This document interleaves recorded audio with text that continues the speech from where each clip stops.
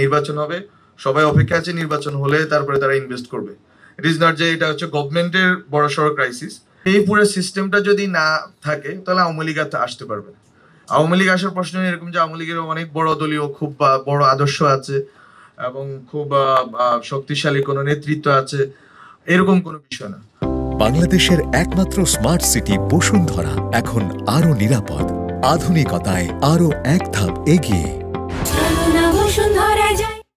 আওয়ামী লীগ 2014 সালের পরেই দেউলিয়াত্ব বরণ করছে, কেননা আওয়ামী লীগ 2014 সালের পরেই দেউলিয়াত্ব বরণ করছে, কেননা কারণ এই যে রাজনৈতিক দলের বাইরে সিভিল সোসাইটি এবং মিডিয়া কালচারাল ইস্টাবলিশমেন্ট, যেটাকে আমরা বলি মিলিটারি, সিভিল, ব্যুরোক্রেসি এবং হচ্ছে কর্পোরেশনস, এই তিনটা মিলিয়ে যে নেক্সাস বাংলাদেশে আনহোলি নেক্সাস, এই আনহোলি নেক্সাসের কাছে রাজনৈতিক সদিচ্ছা এবং রাজনৈতিক আমি যদি মনে করি যে রাজনৈতিক যে আকাঙ্ক্ষা, এটা আসলে খুবই গৌণ হয়ে যায়।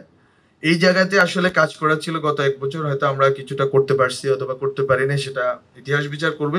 কিন্তু প্রশ্নটা এখানের যে রাজনৈতিক নেতৃত্বের কথায় কি গুরুত্বপূর্ণ হবে, নাকি এখানে গুরুত্বপূর্ণ উঠবে যে পাওয়ার স্টেক হোল্ডার যারা আছে, যারা আসলে তাদের বেস্টেড ইন্টারেস্টের বাইরে দেখতে পারে না, তাদের ব্যুরোক্রেসি, আমি যেগুলো কথা বললাম আবার যদি বলি, bureaucracy, media and cultural establishment এবং যেটা সিভিল সোসাইটি, যেটাকে বলতেছি, সিভিল সোসাইটি বাংলাদেশে এক্সিস্ট করে না, এটা হচ্ছে খুবই সত্য কথা।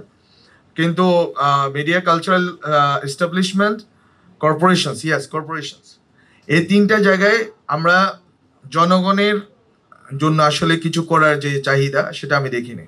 বাংলাদেশে corporations are for just corporations. আমি অনেকের কথা শুনতেছি বিভিন্ন ভিডিও, অনেকে বলতেছে ব্যবসা বাণিজ্য ভালো না খারাপ। ব্যবসা বাণিজ্য ভালো হবে, কারণ হচ্ছে এখানে আসলে ট্রাস্টের ইস্যু আছে প্রতিষ্ঠানগুলো, কারণ নির্বাচন হবে, সবাই অপেক্ষা আছে নির্বাচন হলে তারপরে তারা ইনভেস্ট করবে। ইট ইজ নট যে এটা হচ্ছে গভর্নমেন্টের বড়সড় ক্রাইসিস, এটা হচ্ছে মূলত হচ্ছে যে পুরো মার্কেটের ট্রাস্ট নাই, যে আসলে আমি এখন টাকা ডালবো কিনা। আপনি ইউ ক্যান গো এনিহোয়ার, আপনি দেখবেন না কেউ আসলে এখন টাকা মার্কেটে রাখতে চাচ্ছে, মার্কেটে নিয়ে আসতে চাচ্ছে। সবাই আসলে টাকাটা ধরে রাখতেছে, নির্বাচন হবে, 5 বছরের একটা গভর্নমেন্ট, সে ওইভাবে হচ্ছে যে টাকা রোলিং করাবে। So it is not the crisis যে ইকোনমিক ক্রাইসিস এখন খুব ব্যবসাপাতি হচ্ছে না, এরকম না। কিন্তু আমরা ইকোনমিক রিকভারির জায়গা থেকে আমরা অনেক দূর করছি। কিন্তু আমি যে একটা প্রশ্নটা করছিলাম, খুবই মানে আমার বামপন্থী বন্ধুদের কাছে খুবই খারাপ মনে হইতে পারে, বাট আমাদের আসলে জাতীয় বুর্জুয়া একটা শ্রেণী দরকার, যারা আসলে জাতীয় প্রতিষ্ঠানগুলোকে শক্তিশালী করার জন্য কাজ করবে। কিন্তু আমরা গত 50 বছরে আপনি আপনার বাংলাদেশে কোনো জাতীয় বুর্জুয়া দেখতে পাবেন না। কিন্তু বাংলাদেশের এই বুর্জুয়ারা বেড়ে উঠছে 90-এর দশকে। এরশাদকে অনেক গালি দেওয়ার সুযোগ আছে, আমাদের গালি দিব, কিন্তু তারপরেও, এবং শহীদ জিয়াউর রহমান, ওনার সময় থেকে শুরু করে মোটামুটি 96 পর্যন্ত, এই সময়টাতে আমাদের এই বুর্জুয়া যাদেরকে আমরা আজকে দেখতেছি, অনেক টাকা পয়সা যাদের হাতে, অনেক গ্রুপ অফ কোম্পানি, তারা বেড়ে উঠছে। তারা বেড়ে উঠছে রাষ্ট্রের উপনদনা দিয়ে, তারা বেড়ে উঠছে রাষ্ট্রের যে জনগণের টাকা দিয়ে। জনগণের টাকা দিয়ে রাষ্ট্র তাদেরকে প্রণোদনা দিছে, গার্মেন্টস করার সুযোগ করে দিছে, আরো বিভিন্ন মার্কেট ডাইভার্সিফাই করার সুযোগ করে দিছে। তারা ওখান থেকে বড় হয়েছে, কিন্তু তারা আমাদের দেশকে কি দিল? সিভিল মিলিটারি ব্যুরোক্রেসির ক্ষেত্রে দুইটা কথা এখানে সত্য। সিভিল মিলিটারি ব্যুরোক্রেসি কি পাকিস্তানি ব্যুরোক্রেসি বা কলোনিয়াল ব্যুরোক্রেসির জায়গা থেকে কোনোভাবে বের হয়েছে কিনা, সেই প্রশ্নটা করাটা আমাদের জন্য ন্যায্য। এবং ওইটা যদি না বের হয়, তাহলে আমরা এখানে যত সুন্দর সুন্দর আলোচনা করি, পলিসি প্রপোজাল দিয়ে কিছু কাজ করবে না। এটা আমি নিজে উদাহরণ, এবং এখন আমি বলতে পারি, কারণ আমার এখন মোটা দাগে 1 বছর অভিজ্ঞতা আছে। এবং আমি যেটা বললাম মিডিয়া কালচারাল এস্টাবলিশমেন্ট, এটাও আসলে বাংলাদেশের এখানে ইডিওলজিক্যাল কালচারাল কোয়েশ্চেন অনেকগুলো চলে আসে, but at the same time এটা খুবই গুরুত্বপূর্ণ যে বাংলাদেশে আসলে আপনি যখন পুরো ন্যাশনকে কল্পনা করেন, এই ন্যাশনের ভিতরে আসলে কাকে কাকে অন্তর্ভুক্ত করেন।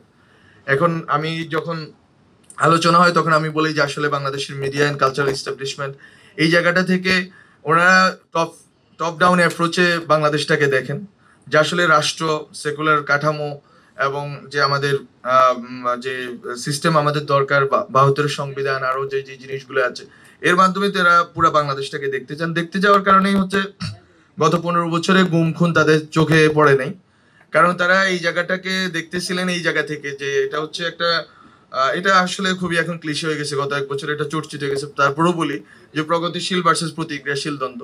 কিন্তু আসলে নাগরিকের প্রশ্ন থেকে, নাগরিকের জায়গা থেকে, অথবা বাংলাদেশের রাষ্ট্রের গঠনের জায়গা থেকে, জনগণের জায়গা থেকে কখনো আমাদের media and civil, media, cultural establishment and civil society দেখছে কিনা, এটা খুবই গুরুত্বপূর্ণ প্রশ্ন, এবং এটার প্রমাণ ভুরি ভুরি আছে গত 10-15 বছর।